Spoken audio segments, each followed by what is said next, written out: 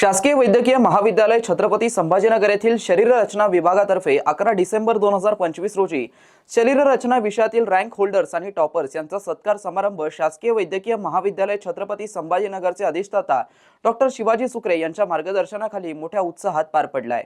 शरीररचना विषयातील प्रथम, द्वितीय आणि तृतीय क्रमांक मिळवलेल्या विद्यार्थ्यांना प्रशंसापत्र, रोख पारितोषिक आणि जेपी ब्रदर्स पब्लिकेशनची पुस्तकं देऊन गौरवण्यात आलं। याच कार्यक्रमात परफॉर्मर ऑफ द इयर पुरुष व महिला यांनाही सन्मान व पारितोषिक प्रदान करण्यात आले।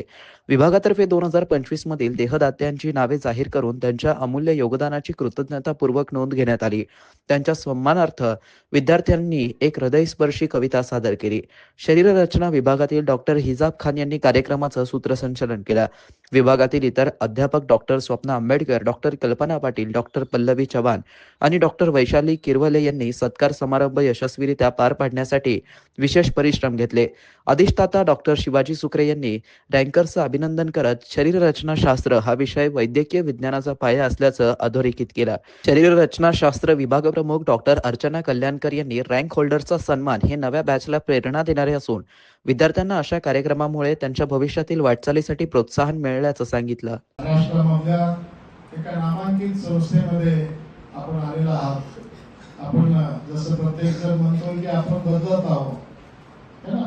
तर ते प्रत्येक नुसतं स्ट्रक्चर बदलून चालू नाही, गार्डन बदलून चालू नाही, लेक्चर थिएटर बदलून नाही, तर तुम्ही देशाचं भवितव्य आहात, तुम्ही क्रीम ऑफ द सोसायटी आहात। म्हणजे आम्ही नेहमी म्हणतो की IAS सुद्धा ज्यावेळेस तो MBBS इंजिनिअरिंगला जाऊ शकत नाही, काही लोक मजबुरीत तिकडे जातात आणि IAS बनतात, पण ते मेरिट नसतं, तर तुम्ही मेरिट आहात देशाचं। त्यामुळं तुम्ही एकदम चांगल्या ठिकाणी जे प्रोफेशन निवडलेलं आहे, बाय चॉईस निवडलेलं आहे।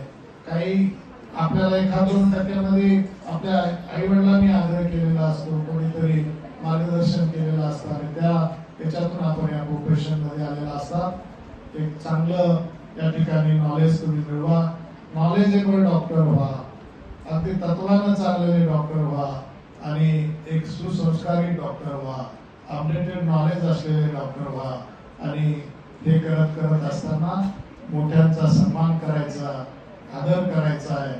हे सगळं जर आपण केलं तर तुमच्यामध्ये एक उत्तम डॉक्टर तर होईलच, पण एक माणुसकी असलेला सहृदय माणूस सुद्धा तुम्ही व्हाल अशी मला खात्री आहे। आणि अर्चना मॅडमनं त्या कार्यक्रमाचं आयोजन केलं त्याचा उद्देशच तो आहे। त्यांनी सांगितलं की मेरिट तर तुमच्यात आहेच, सगळ्यांमध्येच आहे, तुमचा कोणाचा स्कोर मध्ये 1-2 मार्काचे फरक असतात। औरंगाबाद मध्ये मला वाटतं किती असतं, 5 ते 10% मार्काचा फरक असतो ऍडमिशनच्या पहिल्या। कारण सरांनी याच्यासाठी विचारलं की मागच्या 20 वर्ष सरांनी तो CET सेल सांभाळलेला आहे, त्यामुळं त्यांना सगळं आता आमचे मुलासारखे समर्थ आहेत। तर त्यामुळं एक चांगलं या संस्थेमध्ये वातावरण आहे। त्यामुळं आता आम्ही मागे नुसतं टीचिंग ऍक्टिव्हिटी व्हायच्या, हे व्हायचं, आता आम्ही कल्चरल ऍक्टिव्हिटी सुरू केलेल्या आहे। त्यामुळं गवाने जसा सुंदर बोलला, छान बोलला, निश्चित तो त्याच्या महाविद्यालयामध्ये सुद्धा वादविवाद स्पर्धा असतील, वक्तव्य स्पर्धा असेल, तो भाग घेत असेल, तशीच संधी तुम्हाला याही संस्थेमध्ये मिळेल। आणि आज मी जसा MBBS झालो, या संस्थेत अनाटॉमी केलं, अनाटॉमी करूनही डीन पदापर्यंत आलो, तुमच्या समोर बोलायला लागलो, तर तुम्हाला या सगळ्याच गोष्टी या ठिकाणी डेव्हलप करण्याची संधी निश्चित मिळणार आहे।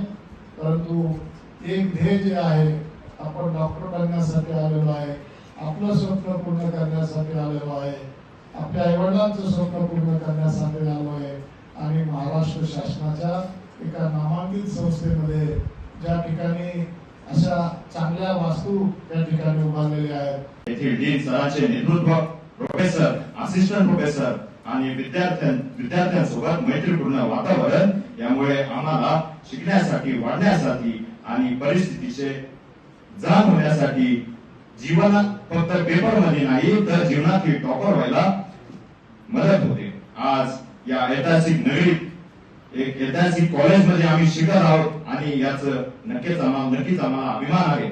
आज अनाटॉमी सारख्या अवघड विषयामध्ये, दुर्मिळ विषयामध्ये उत्तम कामगिरी केल्याबद्दल मी माझ्या बॅचच्या वतीने सर्व टॉपर्सचं मनपूर्वक अभिनंदन करतो.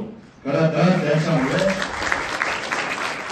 त्यांच्यामुळे आज आम्हाला अभ्यास करण्याची नवीन प्रेरणा आहे. त्यांची मेहनत, सातत्य, ठाम लक्ष असेल तर कोणतीही गोष्ट सोपी होते आणि स्वतःचा विश्वास कधी सोडायचा नाही, अशा बऱ्याच गोष्टी त्यांच्याकडून शिकता आल्या. आज त्यांचे यश फक्त त्यांचे नसून आमच्या सर्व डिपार्टमेंटचे आहे, महाविद्यालयाचे आहे. त्यांचे यश शिक्षकांच्या मार्गदर्शनाचे प्रतिबिंब आहे. आज या प्रसंगी मी 4 ओळी ऐकवतो. स्वप्नांना पंख दे रे, उंच भरारी गेले, मेहनत तुझी साथ असू दे, यशाला कधीच दूर नको रे. थांबू नको वाटेत पुढे, प्रकाश तुला शोधत आहे, पावले पावले टाकत जा, शिखर तुला हाक देत आहे, शिखर तुला हाक देत आहे. मित्रांनो, ही बातमी तुम्हाला कशी वाटली आमच्या कमेंट बॉक्समध्ये प्रतिक्रियेच्या स्वरूपात नोंदवायला विसरू नका. अशाच बातम्या बघण्यासाठी आणि अपडेट राहण्यासाठी आमच्या YouTube चॅनलला सबस्क्राईब करायला विसरू नका. धन्यवाद.